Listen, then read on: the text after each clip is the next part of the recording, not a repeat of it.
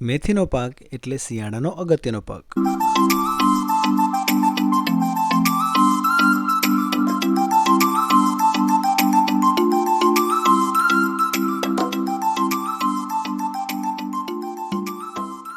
આજે આપણે જાણીશું મેથીના સારા ઉત્પાદન માટે તેને ક્યારે પિયત આપવું, ક્યારે દવાનો છંટકાવ કરવો અને તેની માવજત કઈ રીતે કરવી.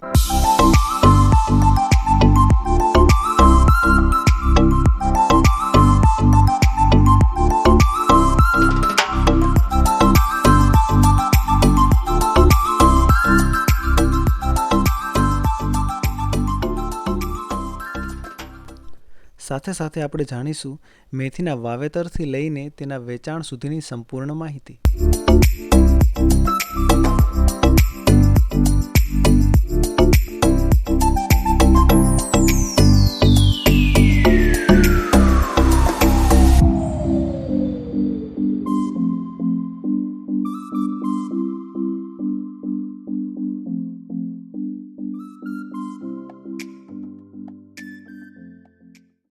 તો સૌ પ્રથમ ટ્રેક્ટરથી ઊંડી ખેડ કરવામાં આવે છે.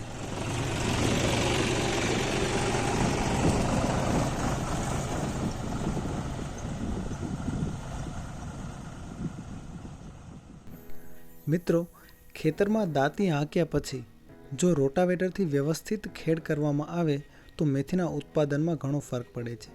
કેમ કે રોટાવેટરનું કામ જ છે કે જમીનના ઢેફાને ભાંગી નાખવું અને જમીન એકબીજા સાથે મિક્સ કરવી, જેનાથી ખાતર અને જમીન એકબીજા સાથે સરસ રીતે મિક્સ થઈ જાય છે, જેથી ઉત્પાદનમાં ઘણો ફરક પડે છે.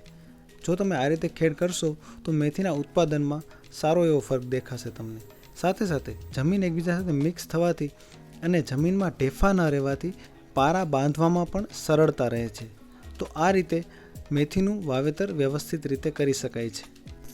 એક અગત્યની બાબત એ પણ છે કે રોટાવેટરથી જો મિત્રો તમે ખેડ કરશો તો તમારો સમયનો ઘણો બધો બચાવ થઈ જશે, જેનાથી આપણે હાથે ઢેફા નહીં ભાંગવા પડે અને રોટાવેટર અને મશીનરીથી વ્યવસ્થિત રીતે ઢેફા ભંગાઈ જશે અને વ્યવસ્થિત રીતે રેવલ જેવું કામ થઈ જશે.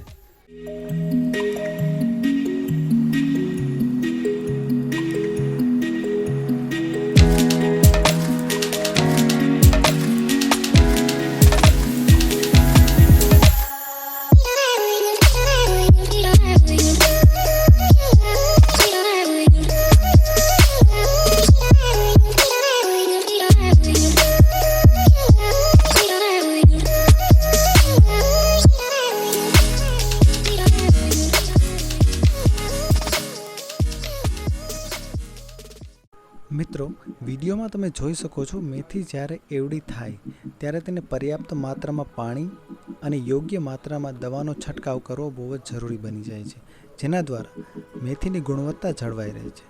શિયાળાના સમયમાં પાણીની એટલી બધી જરૂરિયાત રહેતી નથી, પણ તોય 3-4 દિવસે એકવાર પિયત આપવું બહુ જ જરૂરી બની જાય છે. એવી જ રીતે જો સમયસર દવા મળે તો મેથીમાં કોઈ પણ રોગચાળો આવતો નથી.